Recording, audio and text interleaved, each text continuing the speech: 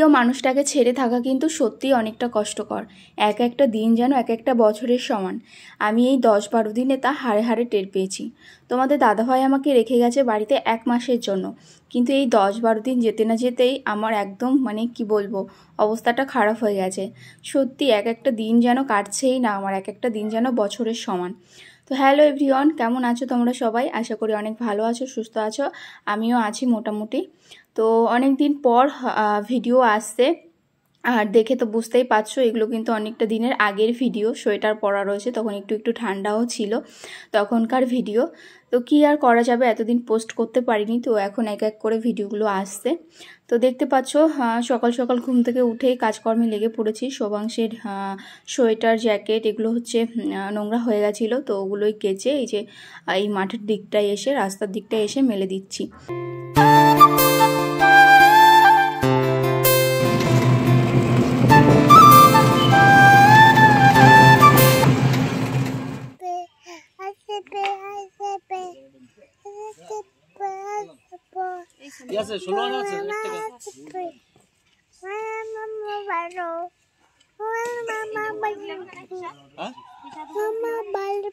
আপনি নিচে লাভবেন তো, আস্তে আস্তে লাভবেন।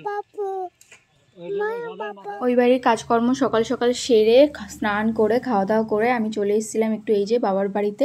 আমি, সোমাংশ আর আমার বুনু তিনজনে মিলে চলে এসেছিলাম তাড়াহুড়ো করে। মা ডেকেছিল, যদিও ভিত পুজো আগেই হয়ে গেছিলো, আজকে হচ্ছে কলমটা ঢালাই শুরু হবে, ওই জন্য একটুখানি পুজো পার্বণ ছিল।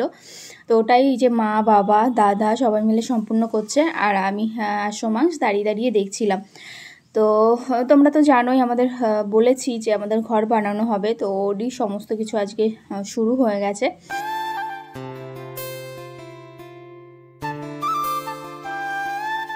টাকাটার উপর দিয়ে দেন,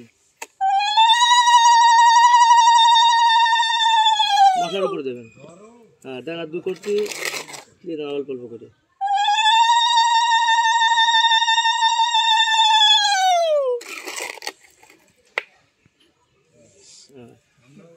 দেন হয়েছে, এটা নমস্কার দিয়ে উঠে চলে।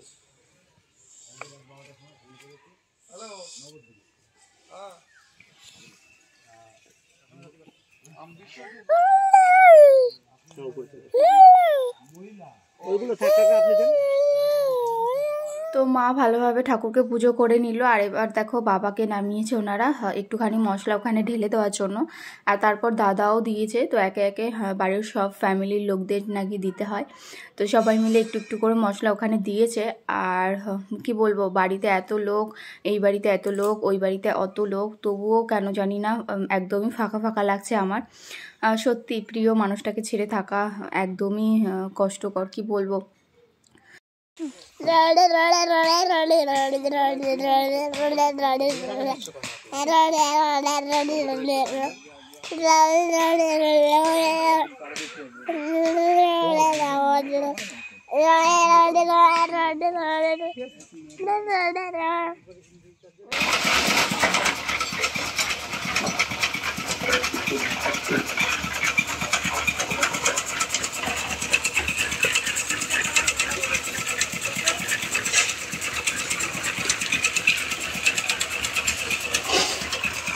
সোমাংশ ঘুমোচ্ছিল অনেকক্ষণই ঘুমিয়েছে, স্নান টান করে ওই যে ঘুমিয়েছে, আর এখন উঠলো।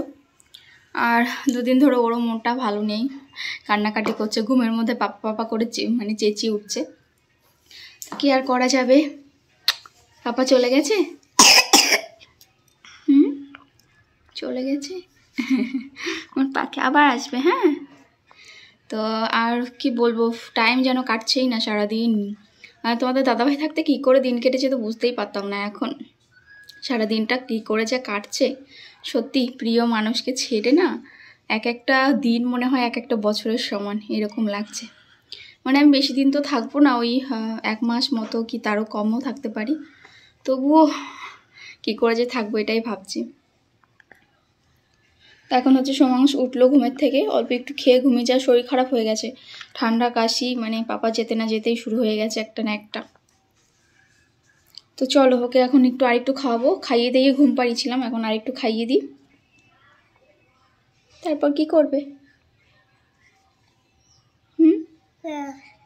চলো দেখতে থাকো।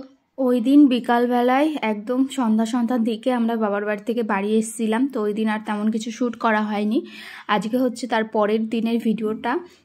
তো ওই যে দেখলে দুপুরের সময় ঘুম থেকে উঠলো, তারপর ওকে খাইয়ে দাইয়ে ও ঠামের কাছে দিয়ে আমি বুনু এসেছিলাম মাঠে কুল পাড়তে। তো এই গাছের কুলটা না আমরাই শেষ করে দিয়েছি, আর এত টেস্ট কুলগুলো খেতে, তো কী আর করবো, লোভ আর সামলাতে পারি না, মাঝে মাঝেই চলে আসি। আর ওপরের না সব কুলগুলো দেখো শেষই হয়ে গেছে, ওর জন্য বুনুকে একদম পুকুরের মধ্যে নেমে যেতে হয়েছে কুল নিতে।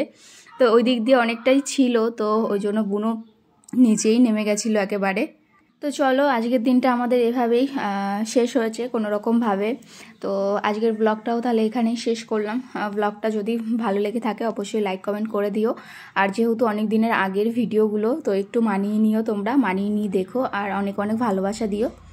আর সবাই কিন্তু আমার পাশে থেকেও চ্যানেলটাকে সাবস্ক্রাইব করে দিয়ে রেখো।